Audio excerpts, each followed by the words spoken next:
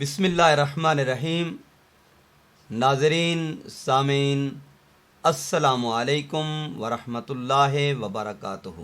جیسا کہ آپ جانتے ہیں کہ اللہ تعالیٰ کے فضل و کرم سے امام نووی رحمۃ اللہ تعالیٰ علیہ آپ کی تصنیف لطیف بستان العارفین کی سیریز جاری و ساری ہے۔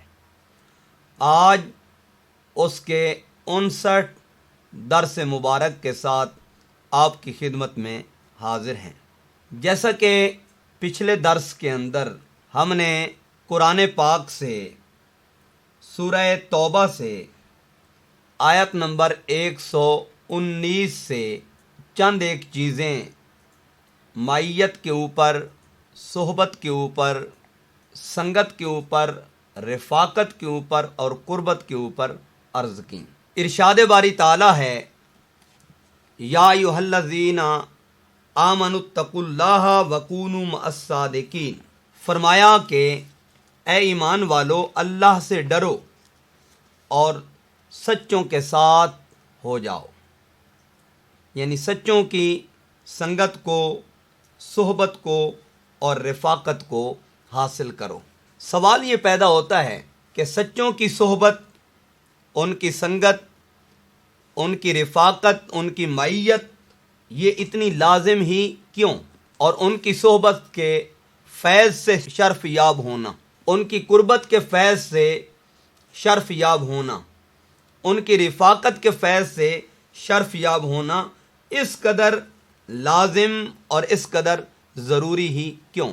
علم کی دنیا ہو، عمل کی دنیا ہو، عبادت کی دنیا ہو، زہد کی دنیا ہو، ریاضت کی دنیا ہو، تقوی کی دنیا ہو، پارسائی کی دنیا ہو، تسبیحات ہوں، تحلیلات ہوں، اوراد ہوں، وظائف ہوں، ذکر و اذکار ہوں، عبادات و ریاضات ہوں، ان کے لیے پہلے رہبر کی صحبت کی، اولیاء کاملین کی معیت کی، صالحین کی قربت کی اس قدر ضرورت و اہمیت، فرضیت و واجبیت آخر کیوں؟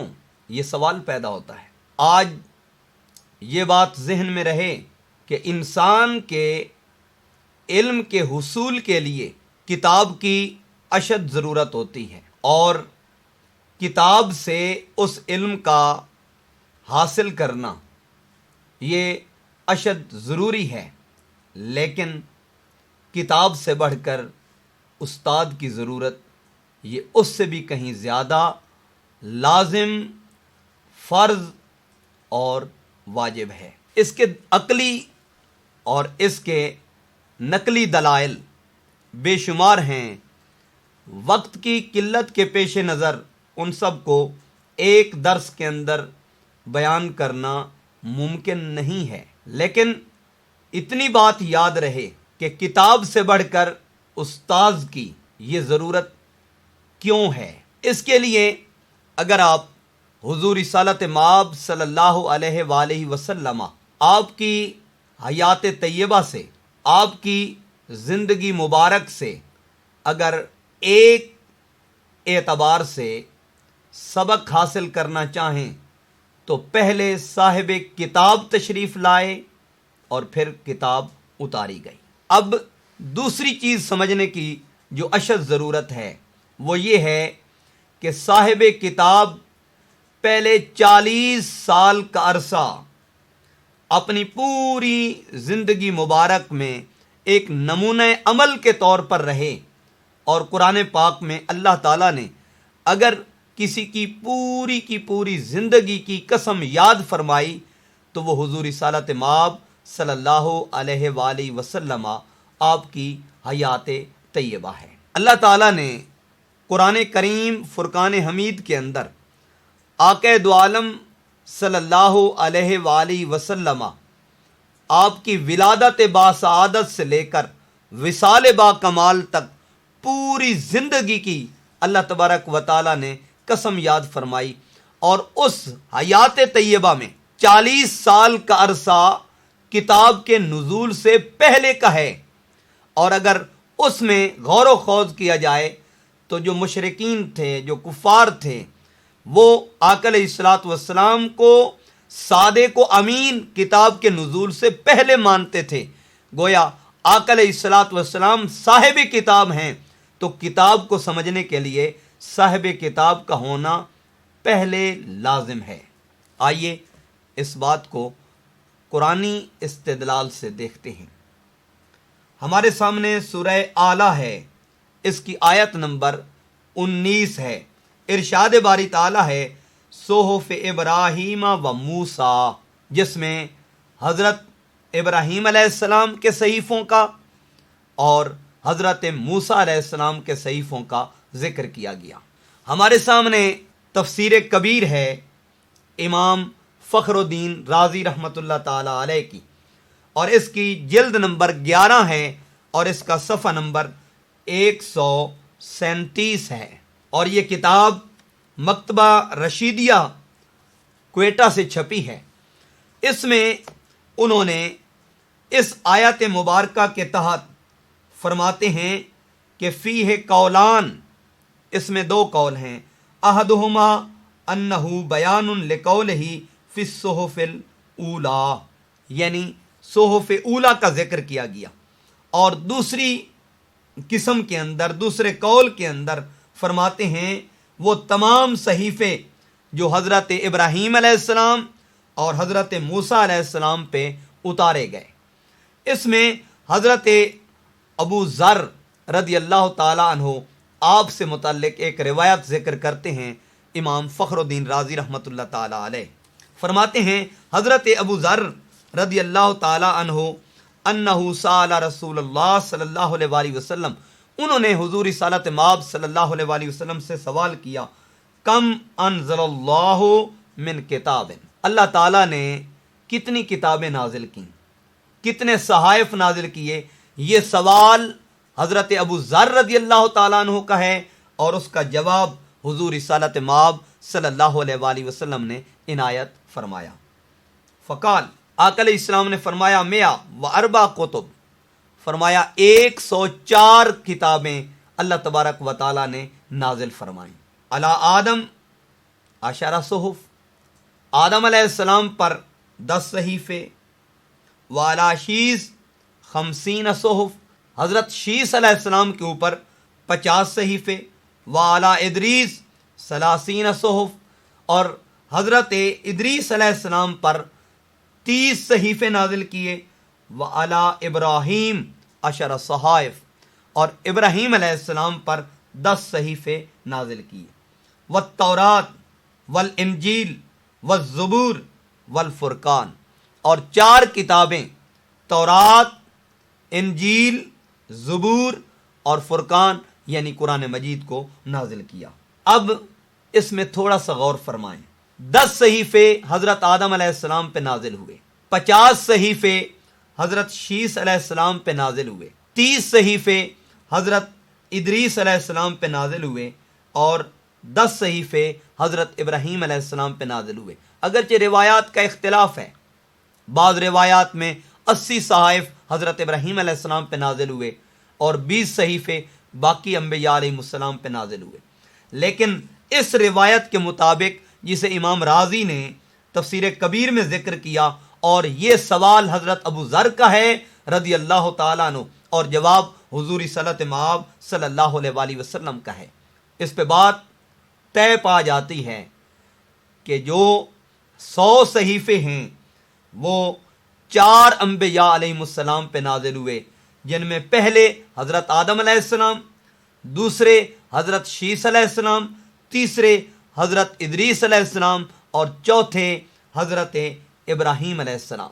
صحیفے کی تعریف میں کلام کرتے ہوئے مفسرین فرماتے ہیں کہ صحیفہ وہ کہلاتا ہے جس میں ایک ہی موضوع کے اوپر چند باتیں ارشاد فرمائی گئی ہوں، اور کتاب وہ کہلاتی ہے جس میں مختلف موضوعات ہوتے ہیں۔ اگر ایک موضوع پہ کلام ہو تو وہ صحیفہ کہلاتا ہے، اور اگر مختلف موضوعات پہ کلام ہو تو وہ کتاب کہلاتی ہے۔ اب 10 صحیفے حضرت آدم علیہ السلام پہ، یعنی 10 موضوعات، 50 صحیفے حضرت شیس علیہ السلام کے اوپر، یعنی 50 موضوعات کے اوپر، 30 صحیفے حضرت ادریس علیہ السلام کے اوپر یعنی 30 موضوعات کے اوپر، اور 10 صحیفے حضرت ابراہیم علیہ السلام کے اوپر یعنی 10 موضوعات کے اوپر۔ پھر تورات ہے، زبور ہے، انجیل ہے اور قرآن پاک ہے۔ اس اعتبار سے یہ کل 8 انبیاء علیہم السلام بنتے ہیں جن کے اوپر کتب اور صحائف اتارے گئے۔ اب یہاں جو توجہ طلب بات ہے وہ یہ ہے کہ کتاب سے زیادہ علم کا حصول صحبت سے ملتا ہے، معیت سے ملتا ہے، سنگت سے ملتا ہے، رفاقت سے ملتا ہے۔ اور وہ کیسے؟ اگر علم کا تعلق زیادہ تر کتاب سے ہوتا تو ہر نبی کم از کم ایک صحیفہ ضرور لاتے، ہر نبی پہ ایک کتاب ضرور اتاری جاتی۔ اس سے جو نتیجہ نکلتا ہے وہ یہی نکلتا ہے کہ کتاب سے بڑھ کر صاحب کتاب کی ضرورت ہوتی ہے، اور کتاب سے بڑھ کر استاذ کی ضرورت ہوتی ہے، راہبر کی ضرورت ہوتی ہے، ہادی کی ضرورت ہوتی ہے اور مرشد کی ضرورت ہوتی ہے۔ اور اگر آپ اس کا فیصد نکالیں تو کم و بیش انبیاء علیہ السلام کی تعداد 1,24,000 ہے، اور 1,24,000 سے 8 کو تقسیم کریں تو یہ تقریباً 15,500 بنتے ہیں۔ گویا ایک نبی پر جو ایک کتاب اتری اور ایک نبی پر جو صحائف اترے، اس اعتبار سے دیکھا جائے تو تقسیم کے اعتبار سے 15,500 انبیاء علیہم السلام پر ایک صحیفے کی، ایک کتاب کی ترتیب بنتی ہے۔ اور 100% کا اعتبار نکالیں تو پھر 100% میں کتنے فیصد بنتے ہیں جو اللہ تبارک و تعالیٰ نے انبیاء علیہم السلام پر کتب نازل کی اور ان پر صحائف اتارے۔ تو اس سے نتیجتاً یہ بات نکلتی ہے کہ 1,24,000 میں اگر 1,23,996 انبیاء علیہ السلام کا اعتبار کیا جائے تو 4 کتابیں بنتی ہیں، اور 1,23,992 انبیاء علیہ السلام ہوں تو باقی 8 انبیاء علیہ السلام بنتے ہیں جن پر صحائف اور کتب اتری، اور 1,23,992 انبیاء علیہ السلام ایسے ہیں جو 7 کتابیں لے کر نہیں آئے۔ حالانکہ علم تو انہوں نے بھی تقسیم کیا، ہدایت تو انہوں نے بھی تقسیم کی، معرفت تو انہوں نے بھی تقسیم کی، توحید کا اظہار تو انہوں نے بھی کیا، اپنی نبوت اور رسالت کا اظہار تو انہوں نے بھی کیا، لیکن وہ صاحب کتابیں اس قدر نہیں لائے جس قدر یہ 8 انبیاء علیہ السلام اپنے ساتھ کتابیں لائے ہیں۔ جس سے یہ واضح ہوتا ہے کہ اصل فیض کتاب کے ساتھ ساتھ صاحب کتاب کا ہوتا ہے۔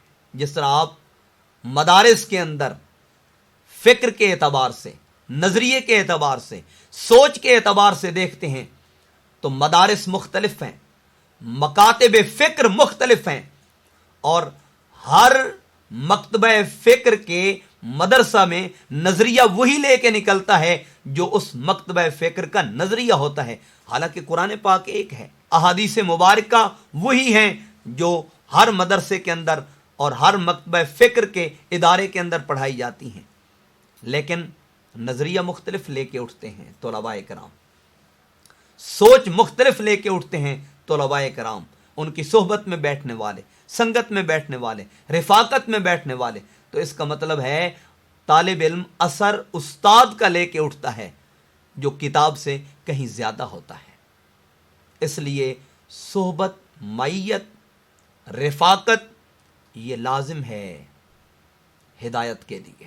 اگر مرشد کامل کے بغیر، صحابہ کرام کے بغیر، اہل بیت اطہار کے بغیر، حضور نبی کریم صلی اللہ علیہ وآلہ وسلم کی ذات کے بغیر اگر ہدایت اس معیار کی ممکن ہوتی تو فقط کتاب بھیجی جاتی، صاحب کتاب کو نہ بھیجا جاتا، مرشدان حق کو نہ بھیجا جاتا، اولیاء کاملین، صدیقین، صالحین کی صحبت اور رفاقت کی فرضیت اور واجبیت نہ ہوتی، اس کا لزوم نہ ہوتا، اس سے ثابت ہوتا ہے کہ صحبت اصل میں بندے کے اوپر اثر انداز ہوتی ہے.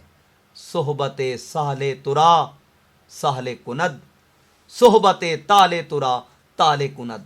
اچھوں کی صحبت بندے کو اچھا بنا دیتی ہے اور بروں کی صحبت بندے کو برا بنا دیتی ہے. جس طرح پچھلے درس میں ہم نے عرض کیا کہ اچھے سنگ ترے، جو اچھوں کی صحبت کو اختیار کرتے ہیں وہ فیض پا جاتے ہیں، وہ شرف پا جاتے ہیں، وہ وقار پا جاتے ہیں، وہ قدر و منزلت پا جاتے ہیں.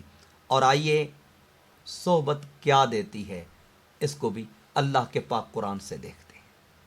صحبت کے فیض سے، معیت کے فیض سے، سنگت اور رفاقت کے فیض سے بندے کو کیا کیا نصیب ہوتا ہے، اس کو بھی اللہ تعالیٰ کے پاک قرآن سے اور سورہ بقرہ سے آیت نمبر 260 سے جاننے کی کوشش کرتے ہیں. ہمارے سامنے یہ تیسرا پارہ ہے اور سورہ بقرہ ہے اور اس کی آیت نمبر 260 ہے. ارشاد باری تعالیٰ ہے وَإِذْ قَالَ إِبْرَاهِيمُ رَبِّ أَرِنِي كَيْفَ تُحْيِي الْمَوْتَى قَالَ أَوَلَمْ تُؤْمِنْ قَالَ بَلَىٰ وَلَٰكِن لِيَطْمَئِنَّ قَلْبِي قَالَ فَخُذْ أَرْبَعَةً مِّنَ الطَّيْرِ فَصُرْهُنَّ إِلَيْكَ ثُمَّ اجْعَلْ عَلَىٰ كُلِّ جَبَلٍ مِّنْهُنَّ جُزْءًا ثُمَّ ادْعُهُنَّ يَأْتِينَكَ سَعْيًا وَاعْلَمْ أَنَّ اللَّهَ عَزِيزٌ حَكِيمٌ. اس کا سادہ سا ترجمہ یہ ہے، اور جب عرض کی ابراہیم علیہ السلام نے اے میرے رب مجھے دکھا دے تو کیوں کر مردے جلائے گا، فرمایا کیا تجھے یقین نہیں؟ عرض کی یقین کیوں نہیں، مگر یہ چاہتا ہوں کہ میرے دل کو قرار آ جائے. فرمایا تو اچھا 4 پرندے لے کر اپنے ساتھ ہلا لے، مانوس کر لے، پھر ان کا ایک ایک ٹکڑا ہر پہاڑ پہ رکھ دے، پھر انہیں بلا، وہ تیرے پاس چلے آئیں گے پاؤں سے دوڑتے، اور جان رکھ کہ اللہ غالب حکمت والا ہے. اب یہاں قرآن پاک کی اس آیت مبارکہ کو اگر مفسرین کی تفاسیر کی روشنی میں دیکھیں تو اس کے اندر بہت سے اسرار اور بہت سے رموز مخفی اور پوشیدہ ہیں. ہمارے سامنے تفسیر کبیر ہے جو امام فخر الدین رازی رحمۃ اللہ تعالی علیہ آپ نے تالیف فرمائی، اور اس کی جلد نمبر 3 ہے اور اس کا صفحہ نمبر 36 اور صفحہ نمبر 37 ہے. اس میں انہوں نے بہت تفصیل اور بہت ڈیٹیل ذکر کی. تفصیل میں گئے بغیر، ڈیٹیل میں گئے بغیر چند ایک چیزیں صحبت کے نتیجے میں، معیت کے نتیجے میں، قربت کے نتیجے میں، رفاقت کے نتیجے میں اور مرشد کامل کی صحبت اور قربت کے نتیجے میں جو حاصل ہوتی ہیں ان کو جاننے اور سمجھنے کی ضرورت ہے.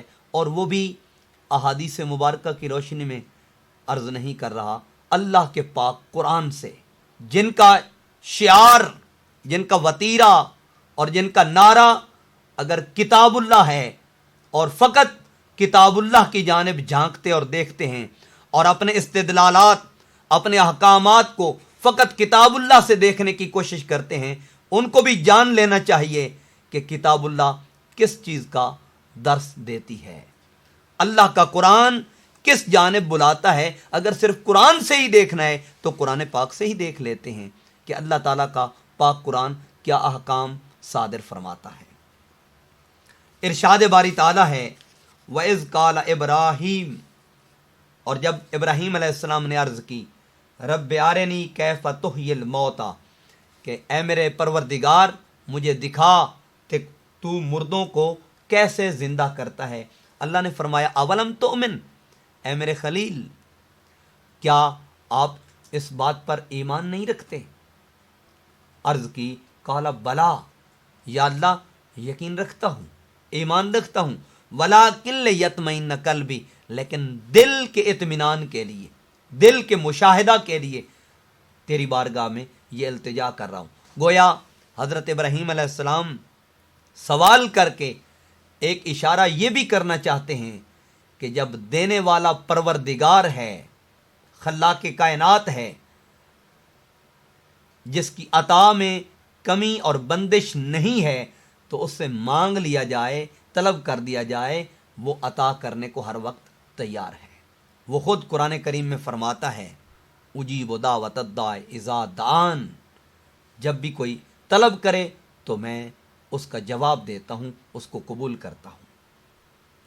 اللہ تعالیٰ کی بارگاہ میں ابراہیم علیہ السلام نے سوال کیا، اے پروردگار عالم، تو مردوں کو کیسے زندہ کرتا ہے؟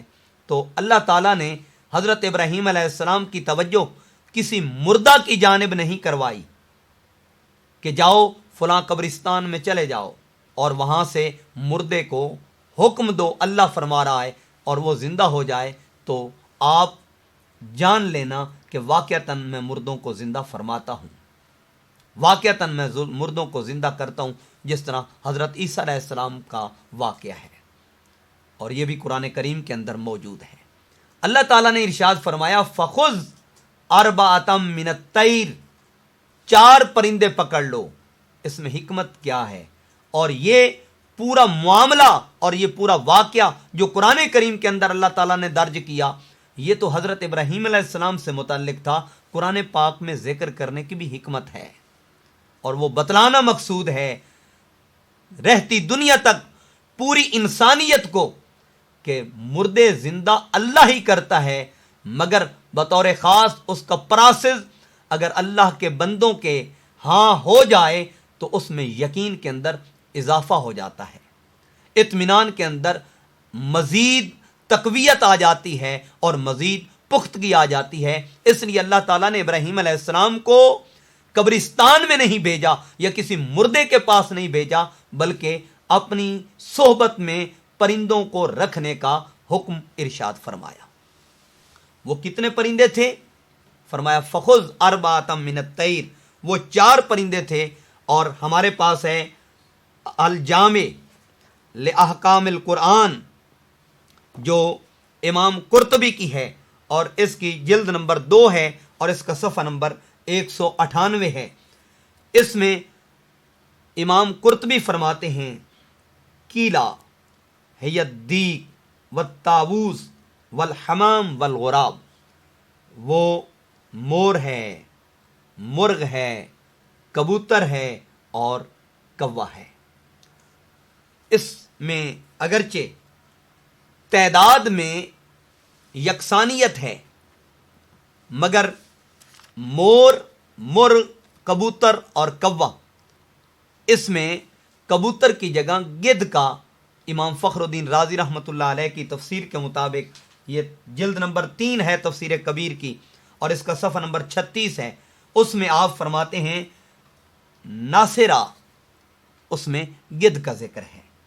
اور یہ روایت حضرت عبداللہ ابن عباس رضی اللہ تعالی عنہما سے ہے، فرماتے ہیں فقال ابن عباس رضی اللہ عنہما اخذ طاؤوسا وناصرا وغرابا ودیکا، حضرت ابراہیم علیہ السلام کو جو 4 پرندے پکڑنے کا حکم دیا گیا وہ مور ہے، گدھ ہے، کوا ہے اور مرغ ہے۔ یہ 4 پرندے پکڑنے کا حضرت ابراہیم علیہ السلام کو حکم دیا گیا۔ اور حضرت مجاہد اور حضرت ابن زید رضی اللہ عنہما آپ کے قول کے مطابق یہ حمامہ کا ذکر ہے، جسے کبوتر کہتے ہیں، گدھ ہو یا کبوتر ہو، ان دونوں میں سے کسی ایک کو آپ لے سکتے ہیں۔ لیکن آئیے آتے ہیں اپنے اصل اس مقصد کی جانب کہ اللہ تبارک و تعالیٰ نے 4 پرندے پکڑنے کے بعد فرمایا فَصُرْهُنَّ إِلَيْكَ، اے ابراہیم علیہ السلام انہیں اپنی صحبت میں رکھو، اپنے ساتھ مانوس کر لو، اپنے ساتھ ہلا لو۔ فَصُرْهُنَّ کی ڈیٹیل میں بہت ساری تفصیل ہے، لیکن یہاں لفظ مانوسیت اور اپنے ساتھ ہلا لینا، اپنے ساتھ مانوس کر لینا، یہ کیا ہے اور اس کی حقیقت کیا ہے، اس کو سمجھنے کے لیے اگلے مفہوم کو سمجھنا لازم ہے۔ ابراہیم علیہ السلام کو حکم ہو جاتا کہ 4 پرندے پکڑ لو اور انہیں ذبح کر دو اور پھر میں انہیں زندہ فرما دوں گا۔ اللہ تعالیٰ نے فخذ اربعۃ من الطیر کے بعد فصرہن الیک اپنے ساتھ مانوس اور اپنے ساتھ ہلا لینے کا حکم ہی کیوں دیا؟ یہ بات توجہ طلب ہے۔ اگر 4 پرندے پکڑ کر انہیں فوراً ذبح کر دیا جاتا تو نتیجتاً وہ بات اخذ نہ ہوتی اور حاصل نہ ہوتی جو اللہ تعالیٰ رہتی دنیا تک پوری انسانیت کے اوپر واضح کرنا چاہتا ہے، اور جو قرآن کی طرف زیادہ توجہ مبذول کرواتے ہیں ان کے اوپر یہ بات ظاہر ہونی چاہیے کہ اللہ تبارک و تعالیٰ نے قرآن کریم کے اندر حضرت ابراہیم علیہ السلام کو پرندوں کو اپنے ساتھ مانوس کرنے کا حکم بطور خاص کیوں دیا اور اس کی حکمت کیا ہے، یہ نتیجہ واضح کرتا ہے۔ اور نتیجے میں آج 2 سے 3 چیزیں فقط اختصار کے ساتھ آپ کے سامنے عرض کرنا چاہتا ہوں۔ اللہ نے فرمایا 4 پرندے پکڑو، مور تھا، مرغ تھا، گدھ تھی اور کوا تھا، یا گدھ کی جگہ کبوتر تھا۔ اللہ تعالیٰ نے فرمایا انہیں اپنی صحبت میں رکھو، مانوس کرو اپنے ساتھ۔ اور مانوس کس سے کیا جاتا ہے؟ وہ پرندے کو مانوس کرنے کے لیے آپ کے پاس دانہ ہونا، آپ کے پاس گندم کا ہونا، باجرے کا ہونا، روٹی کے ٹکڑوں کا ہونا۔ مانوسیت کا تعلق تلوار سے نہیں، گن سے نہیں، نیزہ سے نہیں، تیر سے نہیں۔ مانوسیت کا تعلق، انسیت کا تعلق اور اس کا پیغام جو ہے وہ ہے دانہ، جسے آج کی اصطلاح میں ہم لنگر کہہ سکتے ہیں۔ ابراہیم علیہ السلام کو حکم ہوا کہ انہیں مانوس کرو، گویا حکم دیا جا رہا ہے مانوسیت کے لیے انہیں اپنی طرف سے، اپنے فیض سے لنگر کھلاؤ، دانہ اور پانی دو۔ اب قرآن کا یہ حکم ہے۔ مانوسیت دانہ اور پانی کے نتیجے میں ہے، یعنی جن کو پکڑا جا رہا ہے وہ پرندے ہیں، اور پرندے استعارہ ہیں پرواز کا۔ مور پرواز کرتا ہے، گدھ پرواز کرتی ہے، کبوتر پرواز کرتا ہے، کوا پرواز کرتا ہے، مرغ پرواز کرتا ہے۔ یہ پرواز کا استعارہ ہے، اور پرواز سے مانوسیت کے لیے، انسیت کے لیے کہ جال کی ضرورت نہ ہو وہ آپ کے تابع دار بن جائیں، پنجرے کی ضرورت نہ ہو وہ آپ کے تابع دار بن جائیں، کوٹھڑی کی ضرورت نہ ہو وہ آپ کے فرمانبردار بن جائیں۔ اس حد تک مانوسیت۔ آج آپ دیکھتے ہیں مور مانوس ہو جاتا ہے، کبوتر مانوس ہو جاتا ہے، کوا مانوس ہو جاتا ہے، آپ اسے دانہ ڈالتے رہیں، ان کی عادت بن جائے گی آپ کے پاس بیٹھنے کی، آپ کے پاس آنے جانے کی۔ تو اللہ تعالیٰ نے فرمایا انہیں مانوس کر لو، اور مانوس کس سے ہونا ہے؟ وہ دانہ سے، پانی سے، اور آج کی اصطلاح میں لنگر سے مانوس ہونا ہے۔ جب انسیت کا کمال آ جائے ان میں تو فرمایا پھر ان کو کیا کرنا ہے؟ پھر ان کو ذبح کر دینا ہے۔ اور ذبح کی اس کیفیت کو اگر آپ قاضی ثناء اللہ پانی پتی رحمۃ اللہ تعالی علیہ آپ کی تفسیر مظہری سے دیکھیں تو انہوں نے اس کو واضح کیا۔ یہ روایت ابن ابی حاتم نے حضرت عبداللہ ابن عباس رضی اللہ تعالی عنہما سے کی۔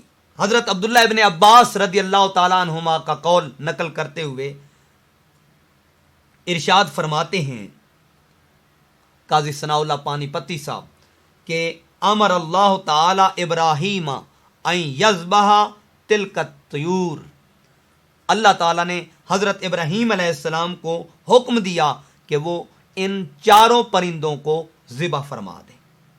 اور کس کیفیت میں؟ وَيَنْتِفُ رِيشَهَا وَيَخْلِطُهَا وَدِمَاؤُهَا وَلُحُومُهَا بَعْضُهَا بَعْضًا، ببعض، فرمایا بعض کو بعض کے ساتھ، یعنی ان کے پروں کو، ان کے خون کو، ان کے گوشت کو ٹکڑے ٹکڑے کر دو، ان کا قیمہ بنا دو اور بعض کو بعض کے ساتھ ملا دو۔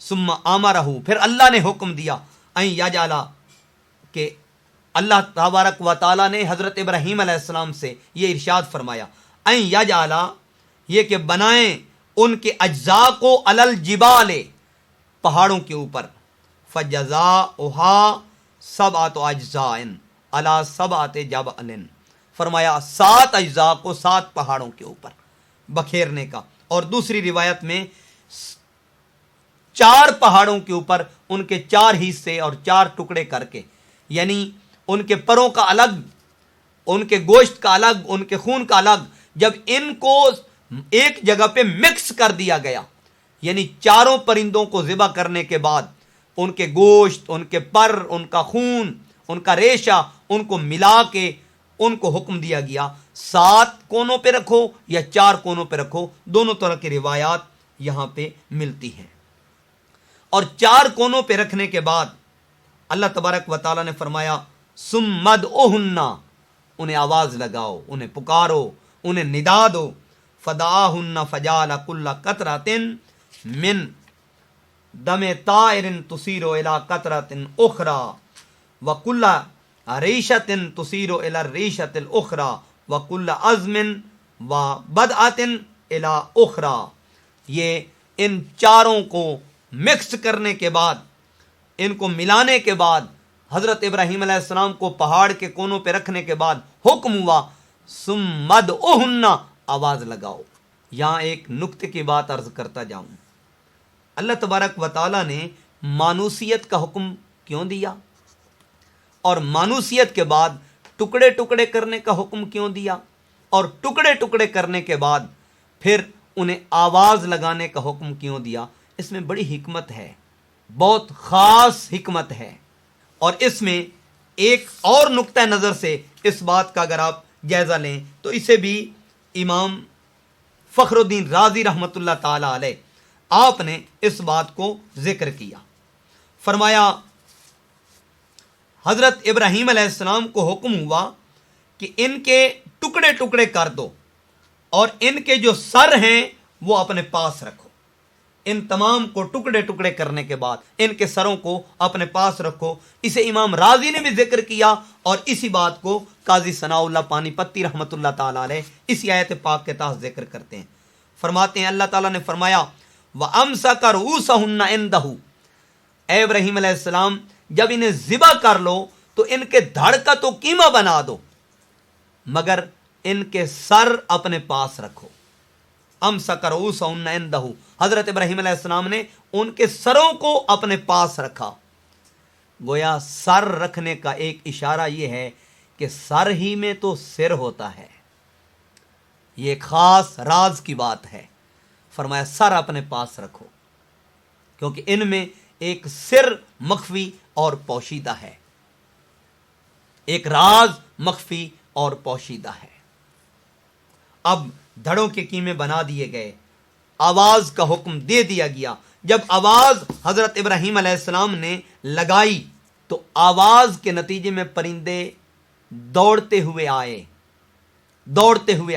اور یہاں قاضی ثناء اللہ پانی پتی نے فرمایا وَإِبْرَاهِيمُ يَنْظُرُ حَتَّى تَمَّتْ كُلُّ جُثَّةٍ بِغَيْرِ رَأْسٍ، فرمایا ابراہیم علیہ السلام نے توجہ کی، نگاہ کی، اور ابراہیم علیہ السلام کی نگاہ کا یہ فیض تھا، نگاہ نبوت کا یہ فیض تھا کہ ہر ایک جثہ، ہر ایک وجود، ہر ایک باڈی اور ہر ایک جو تن تھا وہ بغیر سر کے وہاں پہ مکمل ہو گیا۔ تو قاضی ثناء اللہ پانی پتی فرماتے ہیں یہ نبوت کی نگاہ کا فیض تھا اور توجہ کا فیض تھا کہ وہ 4 پرندے جن کے ٹکڑے ٹکڑے بنا کے 7 کونوں یا 4 کونوں پہ رکھ دیے گئے تھے، ان کا تو قیمہ بنا کے مکس کر دیا گیا تھا، وہ الگ الگ تن کیسے بنے؟ فرمایا یہ ابراہیم علیہ السلام کی نگاہ سے بنے۔ تو نگاہ میں ایک اشارہ یہ بھی ہے کہ نبوت کی نگاہ یہ محدود نہیں ہوتی، یہ اللہ کی عطا سے وہ کہیں بھی ہوں اور ان کی صحبت میں بیٹھنے والے کہیں پہ ٹکڑے ٹکڑے ہو چکے ہوں، نگاہ کرنا ان کا کام ہے، تاثیر پیدا کرنا خدا کا کام ہوتا ہے۔ تو ابراہیم علیہ السلام نے فقط ان صحبت میں بیٹھنے والوں اور میت میں بیٹھنے والوں کے اوپر نگاہ نہیں کی، وہ تو پہاڑ کے کونوں پہ تھے۔ تو نگاہ کے لیے ایک بات یہ بھی لازم ہے کہ جو محبوب کے ہاتھوں ذبح ہو جائے اس کی طرف توجہ زیادہ ہو جاتی ہے، اس کی طرف نگاہ کا فیض بڑھ جاتا ہے، اور وہ پہاڑ کے کونوں پہ پڑے ہیں، توجہ کر رہے ہیں ابراہیم علیہ السلام، اور توجہ کے نتیجے میں حتی تمت کل جثۃ بغیر راس، وہ جثے وہ وجود پورے ہو رہے ہیں سروں کے بغیر، سر کے بغیر۔ یہاں اگر آپ اجازت دیں تو ایک اشارہ ناچیز کرنا چاہتا ہے، اور وہ یہ کہ ابراہیم علیہ السلام نے اللہ کے حضور ضرور التجا کی ہوگی، اے بار الہ جن کو سمدعہن، اور یہ قرآن کی نص سے ہے، جن کو آواز دینے کا حکم دیا جا رہا ہے ان کے سننے کا آلہ تو کان ہیں، اور کان سر میں ہوتے ہیں، اور سر تو میرے پاس پڑے ہیں، وہ کیسے سنیں گے؟ سوچنے کا آلہ تو دماغ ہے، اور دماغ سر میں ہے، اور سر میرے پاس پڑا ہے، وہ کیسے سوچیں گے کہ کس نے ندا دی؟ جواب دینے کا آلہ تو منہ میں ہے، زبان، اور منہ تو سر کے ساتھ ہے، اور سر میرے پاس پڑے ہیں، پرندے کیسے جواب دیں گے؟ اور آنے کے لیے دیکھنے کی ضرورت ہے، اور دیکھنے کا آلہ آنکھ ہے، اور آنکھ سر میں ہے، اور سر تو حضرت ابراہیم علیہ السلام کے پاس، امسک رؤوسہن عندہ، وہ تو ابراہیم علیہ السلام کے پاس پڑے ہیں، تو وہ کیسے سنیں گے، کیسے سوچیں گے، کیسے جواب دیں گے، اور کیسے راستہ دیکھ کے آئیں گے؟ تو یقیناً قرآن کی اس نص سے یہ استدلال کرنا غلط نہیں ہوگا، بلکہ حق بجانب ہوگا۔ اللہ نے جواب دیا ہوگا ابراہیم علیہ السلام کٹنے کے بعد، کیما بننے کے بعد، ریزہ ہونے کے بعد، صحبت کے علاوہ بھی کوئی جواب نہ دے اور صحبت میں رہنے والا بھی جواب نہ دے تو فرق کیا ہوگا؟ گویا نتیجہ نکلا، اللہ نے فرمایا ہوگا ابراہیم علیہ السلام آج تیری میت کا فیض اور تیری صحبت کا فیض اس کو چیک کرتے ہیں کہ تیری صحبت میں رہنے والے اور صحبت سے الگ کیا شرف پاتے ہیں۔ فرمایا سمدعہن، آواز لگاؤ۔ ابراہیم علیہ السلام نے آواز دی، اور قرآن فرماتا ہے یاتینک سعیا، تیرے پاس دوڑتے ہوئے چلے آئیں گے۔ گویا اللہ نے حضرت ابراہیم علیہ السلام سے فرمایا اے ابراہیم علیہ السلام، آواز لگانا آپ کا کام ہے اور آنا ان کا کام ہے۔ وہ کیوں آئیں گے؟ کیونکہ تیری صحبت میں رہے۔ جو آپ کی صحبت میں نہ رہے وہ بھی سننے کے لیے کانوں کے محتاج ہوں، اور جو صحبت میں رہے وہ بھی سننے کے لیے کانوں کے محتاج ہوں، تو فیض کی حقیقت کا انکشاف کیسے ہوگا؟ صحبت اور میت کے فیض کا انکشاف کب ہوگا؟ فرمایا آواز لگاؤ۔ وہ سننے کے لیے کانوں کے محتاج نہیں رہے، سوچنے کے لیے دماغ کے محتاج نہیں رہے، جواب دینے کے لیے زبان کے محتاج نہیں رہے، اور دیکھنے کے لیے آنکھ کے محتاج نہیں رہے۔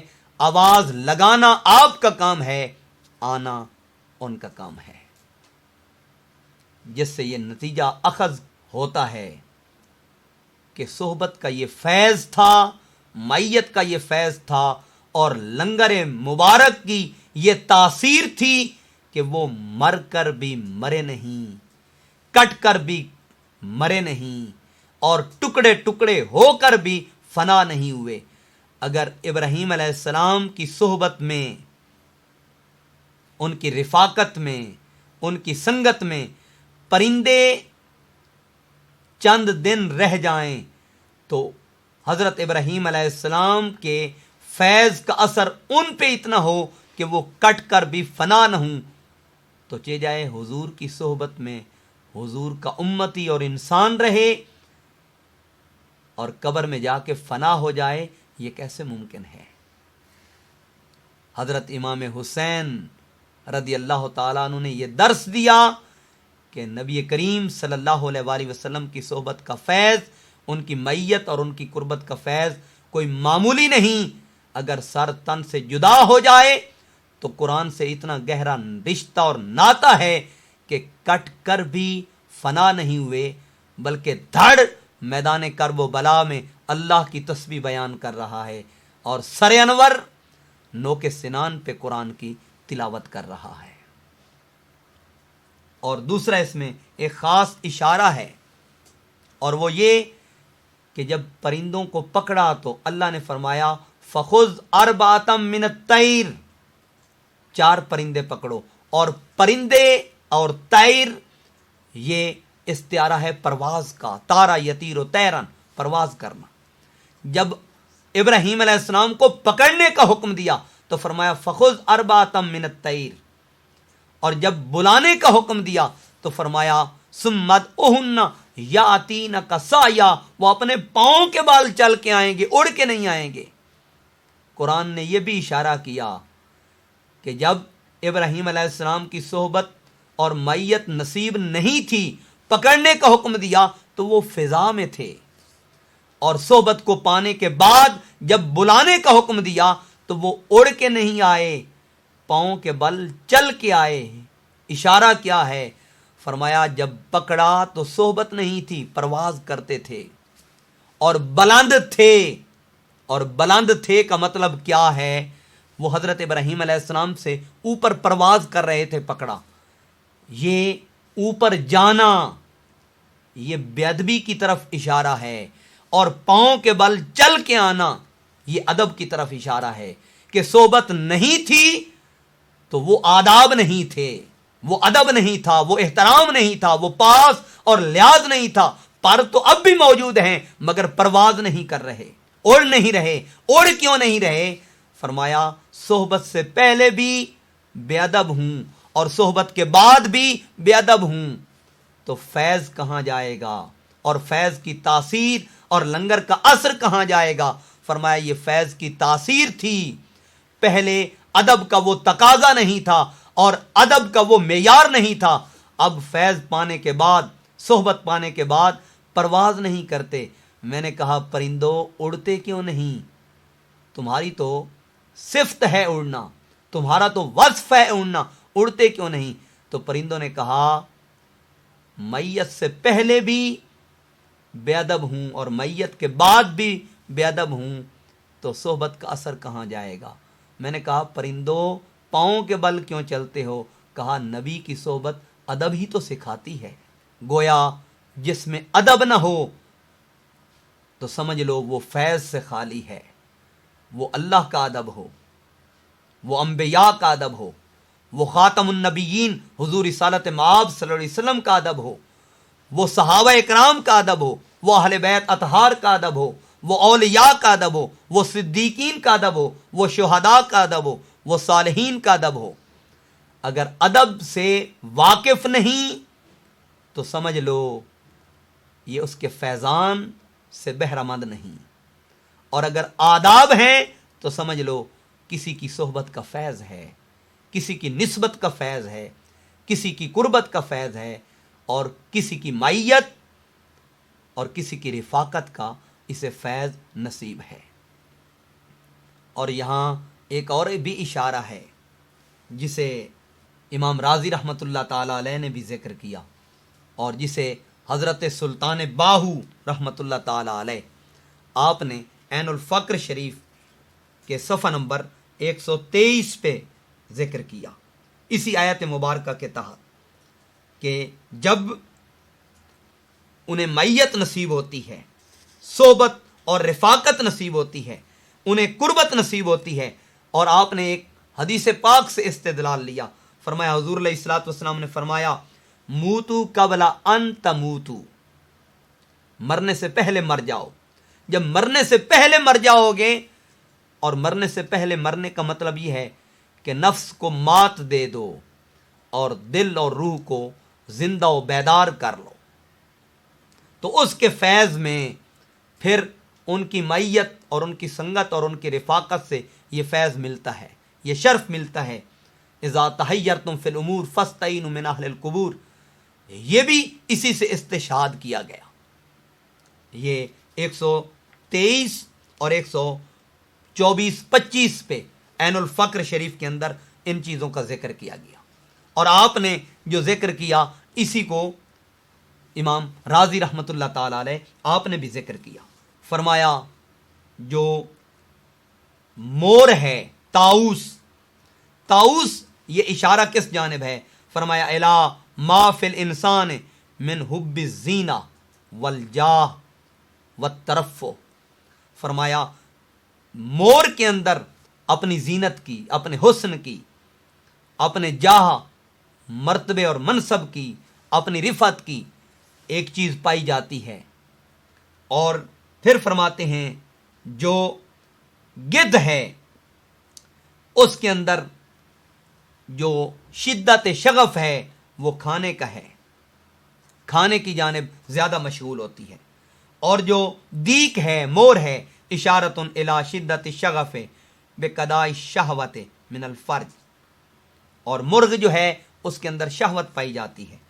والغراب اشارت الی شدت الحرص علی الجمع والطلب، وہ جمع کرنے کے اوپر، طلب کرنے کے اوپر زیادہ حریص ہوتا ہے، اس کے اندر حرص پایا جاتا ہے۔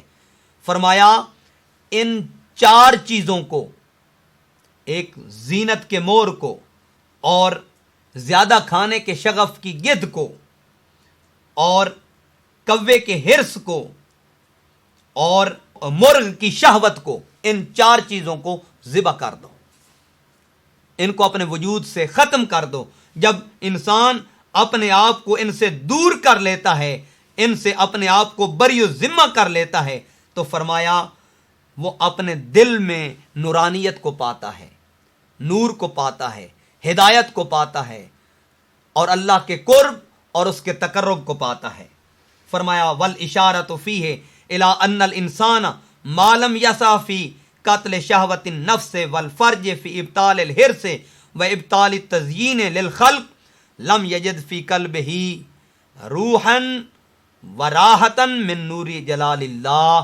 فرمایا اس وقت تک اللہ کے انوار و تجلیات کو نہیں پاتا جب تک کہ ان چار چیزوں کو اپنے وجود سے زائل نہیں کر دیتا، یا ان چار پرندوں کی ان خواہشات کو ترک نہیں کر دیتا۔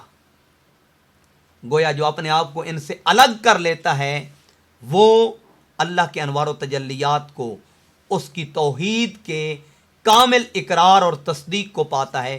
اور یہ کب اپنے وجود سے زائل ہوتی ہیں؟ فرمایا فَسُرْهُنَّ إِلَيْكَ، یہ کسی کی صحبت، کسی کی رفاقت، کسی کی معیت اور کسی کی قربت سے نصیب ہوتے ہیں۔ اب اس آیت مبارکہ میں اگرچہ بہت ساری چیزیں دیگر ہیں، لیکن وَكُونُوا مَعَ الصَّادِقِينَ کی روشنی میں اس آیت مبارکہ میں دیکھیں تو زندگی کا جو نصاب ہے اس کے لیے صحبت ہے، اللہ کے قرب کا جو نصاب ہے اس کے لیے صحبت ہے، ادب کا جو نصاب ہے اس کے لیے صحبت ہے، کٹ کر فنا نہ ہونے کا جو نصاب ہے اس کے لیے صحبت اور قربت ہے، سنگت اور رفاقت ہے۔ ادب پہلا کرینہ ہے محبت کے کرینوں میں، اور قرب الہی کا جو اعلیٰ نصاب ہے وہ کسی کے اور کسی مرد کامل اور مرد کلندر کی صحبت سے ہے۔ اس لیے اللہ نے فرمایا وَكُونُوا مَعَ الصَّادِقِينَ، صادقین کی صحبت کو اختیار کرو۔ پیر رومی فرماتے ہیں یک زمانہ صحبت با اولیاء بہتر از 100 سالہ طاعت بے ریا۔ فرمایا ایک پل کی صحبت، یک زمانہ صحبت با اولیاء، ایک پل کی صحبت، ایک لمحے کی صحبت اولیاء کاملین کی، یہ بہتر از 100 سالہ طاعت بے ریا، 100 سال کی بے ریا عبادت سے بہتر ہے۔ کیوں؟ کہ ان پر اللہ کے انوار و تجلیات برس رہے ہوتے ہیں۔ جو ان کی رفاقت اور ان کی سنگت میں آ جاتا ہے وہ بھی اللہ کے انوار و تجلیات سے اپنے آپ کو مزین کر لیتا ہے، اپنے آپ کو منور کر لیتا ہے۔ اس لیے وکونو مع الصادقین کا حکم دیا گیا۔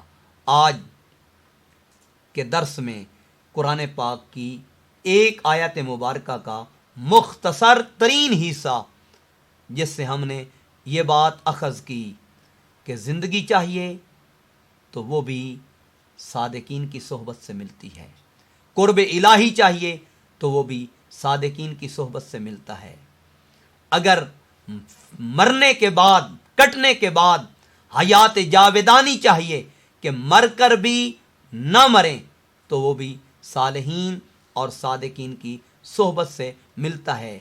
اور اپنے وجود سے ان چار پرندوں کے خصائل رذیلہ کو ختم کرنے کے لیے اور اوصاف حمیدہ کو پیدا کرنے کے لیے اگر کوئی چیز لازم ہے تو وہ بھی صالحین صادقین کی سنگت، صحبت اور رفاقت ہے۔ اور مشاہدہ چاہیے تو وہ بھی صادقین کی صحبت سے نصیب ہوتا ہے۔ اس لیے لازم ہے وکونو مع الصادقین۔ بہت شکریہ۔